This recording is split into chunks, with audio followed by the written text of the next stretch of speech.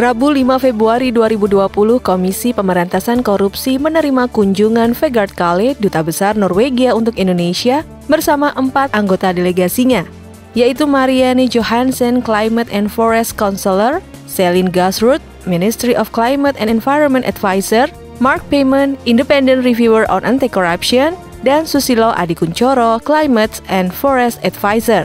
Diterima oleh Alexander Marwata, Nurul Gufron, dan Lili Pintauli Siregar, pimpinan KPK, delegasi Norwegia ini ingin berdiskusi mengenai penguatan kerjasama anti korupsi terkait perbaikan tata kelola sektor sumber daya alam di Indonesia. Sektor SDA merupakan salah satu sektor prioritas pemberantasan korupsi. Berbagai upaya pemberantasan korupsi melalui upaya penindakan maupun pencegahan telah dilakukan KPK. Melalui pertemuan ini, program peningkatan kapasitas terkait praktik-praktik terbaik Norwegia dan koordinasi penegakan hukum di sektor SDA secara paralel juga akan ditingkatkan, sehingga secara bertahap dapat memperbaiki struktur kinerja serta budaya kerja yang lebih bersifat sistemik. Jumat 7 Februari 2020, Heruwinarko, Kepala Badan Narkotika Nasional atau BNN, bersama jajarannya diterima Firly Bahuri, Ketua KPK, di Gedung Merah Putih KPK, Jakarta. Pertemuan ini guna membahas peningkatan sinergi kerjasama antar kedua lembaga. Fokus kepada materi kerjasama antar KPK dan BNN, kedua lembaga mempunyai fungsi yang sama, yaitu mencegah terjadinya kejahatan agar dampak buruk bisa diminimalisasi. Meski berbeda objek kejahatannya, namun sinergi tetap perlu dilakukan agar bisa saling menunjang kinerja masing-masing lembaga. Jumat 14 Februari 2020, Komisi Pemberantasan Korupsi melalui Unit Koordinasi dan Supervisi Pencegahan Korsubgah sejak 2014 melakukan pendampingan perbaikan tata kelola pemerintahan daerah di 34 provinsi dan 542 kabupaten kota sepanjang tahun 2019. KPK bekerjasama dengan berbagai instansi terkait seperti Kementerian Dalam Negeri, BPPT, Kapolda, Kejaksaan Tinggi, BPKP, LKPP, Kemendes PDTT, KASN, BPN, Bank Pembangunan Daerah, dan lainnya, sepanjang tahun 2019 telah mendorong Pemda untuk menyelamatkan potensi kerugian negara sebesar 18 triliun rupiah.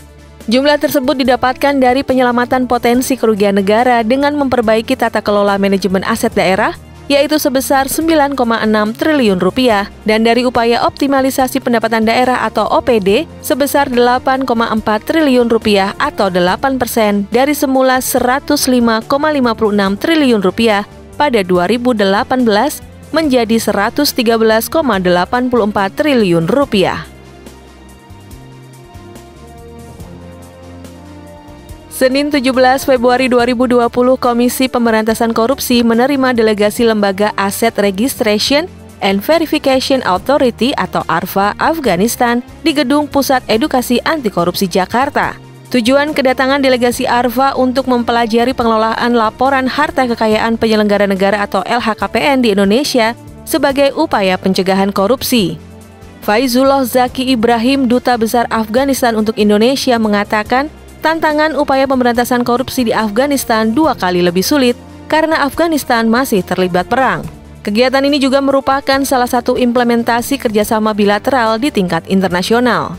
Azizullah Rahimi, Deputi ARVA Afghanistan, beserta rombongannya akan belajar mengenai LHKPN selama 4 hari di Pusat Edukasi Anti Korupsi. Pahala Nainggolan, Deputi Pencegahan KPK, mengatakan upaya meningkatkan kepatuhan LHKPN dilakukan dengan bekerja sama dengan pihak-pihak terkait. Contohnya seperti bekerja sama dengan KPU selama pemilu dengan menjadikan LHKPN sebagai salah satu syarat pencalonan. Masih di hari yang sama, Badan Pembinaan Ideologi Pancasila atau BPIP bersama KPK berencana merancang kolaborasi menanamkan 9 nilai anti korupsi sekaligus menyebarkan informasi agar masyarakat paham mengenai nilai-nilai Pancasila.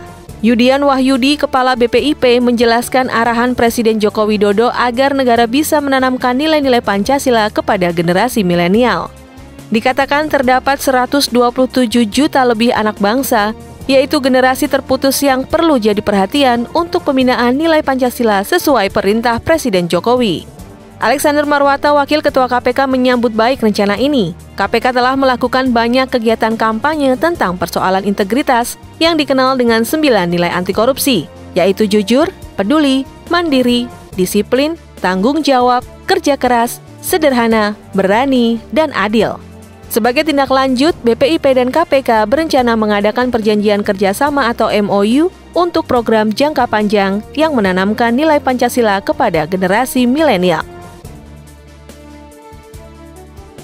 Selasa 18 Februari 2020, KPK, Universitas Paramadina, Indonesia Global Impact Network, dan SKK Migas bekerjasama mengadakan seminar pencegahan korupsi di sektor sumber daya alam di Auditorium Gedung ACLC KPK. Bertujuan berbagi ilmu dan menemukan solusi dari permasalahan korupsi di sektor sumber daya alam, menurut data Transparency International Indonesia di tahun 2017, sebanyak 80% kasus korupsi melibatkan pihak swasta. Banyak pihak swasta masih mengandalkan uang pelicin demi melancarkan usahanya.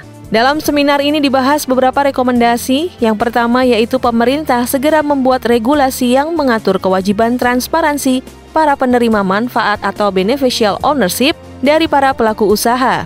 Yang kedua, pemerintah segera membuat aturan yang mewajibkan pelaku usaha memiliki sistem pencegahan korupsi di masing-masing perusahaan. Hal ini menjadi penting sejak terbitnya Peraturan Mahkamah Agung Nomor 13 Tahun 2016 tentang tata cara penanganan tindak pidana oleh korporasi, sehingga KPK sudah bisa menindak korporasi yang terbukti melakukan tindak pidana korupsi.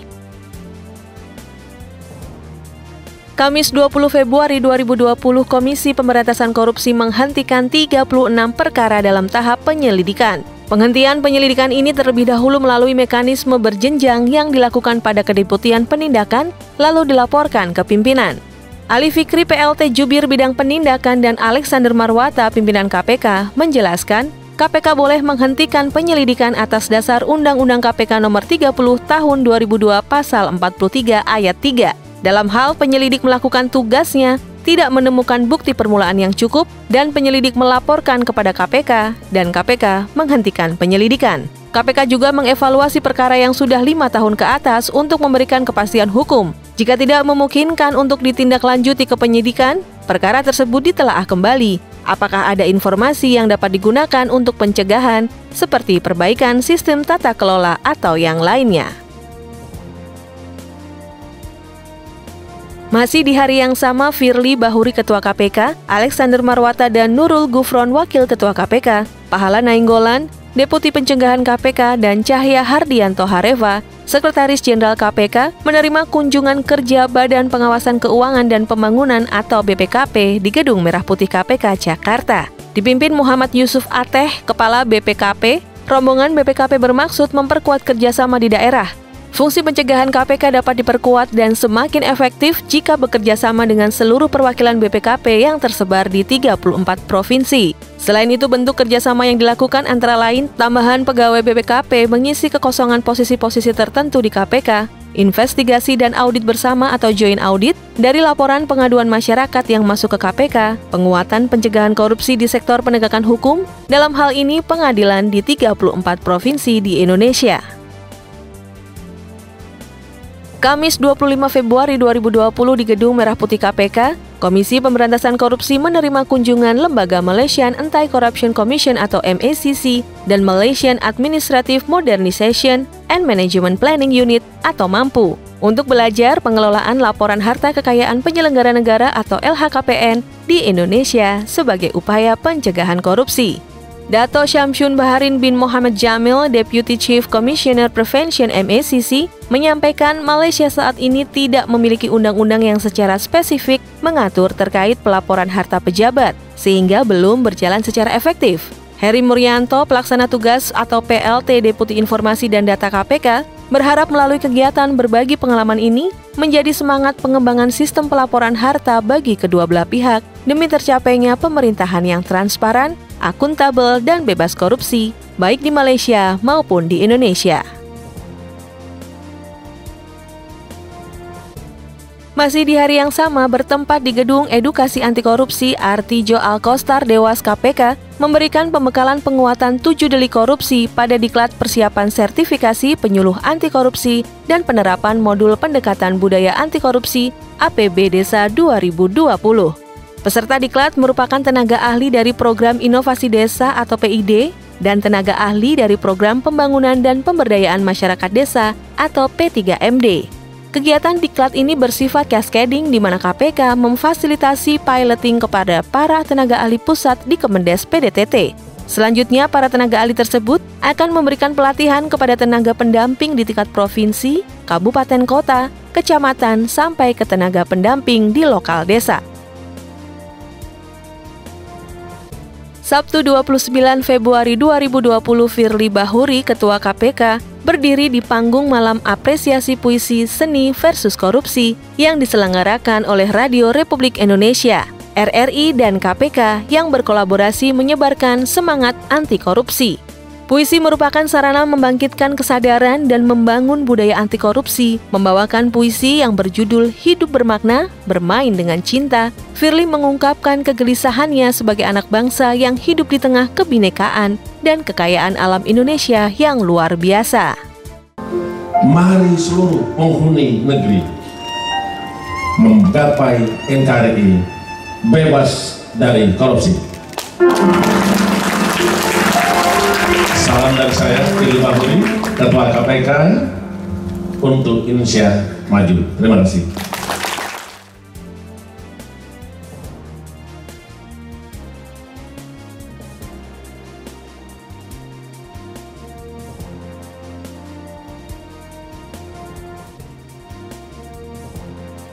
Demikian Kanal Buletin Bulan Februari 2020. Salam anti korupsi.